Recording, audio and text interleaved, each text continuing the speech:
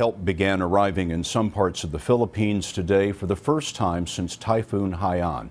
U.S. helicopters are now delivering supplies. The Philippine government raised the death toll today to more than 3,600, but it will likely go higher.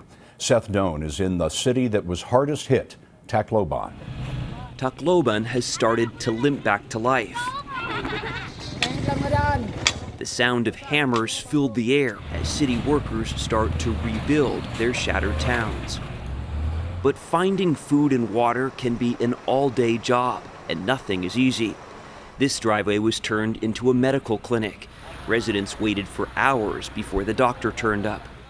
Jessica Avincola had to walk 30 minutes to find water. We've been here like 3 hours, and we're thankful for this. At least we have water to drink, and it's safe. But she told us she's frightened of the looters and armed gangs roaming the streets after dark. Are things starting to get better here in Tacloban? I don't think so. Really? Yeah, because at nighttime, this is a very different place. It's really scary at nighttime. Barely a quarter of Tacloban's police are back at work. The Philippine government has now sent in reinforcements. Inspector June Daguro is from Manila and was posted to this ruined shopping mall.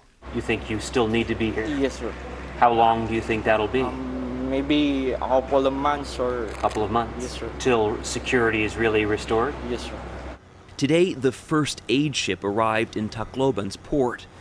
Overhead, American Navy helicopters flew hundreds of trips, taking off from the USS George Washington, dropping water and food in villages still cut off from the storm. But for some, it was too late.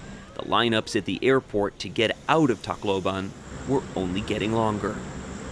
Seth Doane is in Tacloban this evening. Seth, a lot of relief aid is headed your way. What are you seeing so far? Well, we are seeing it start to trickle into some neighborhoods, Scott, but it still really depends on which street you're walking down. I asked Jessica there at the water line whether people were receiving enough, and she said if you were lucky enough to find some, it was probably only enough to last for a day or two. The need was just so great. Very far to go. Seth, thank you very much.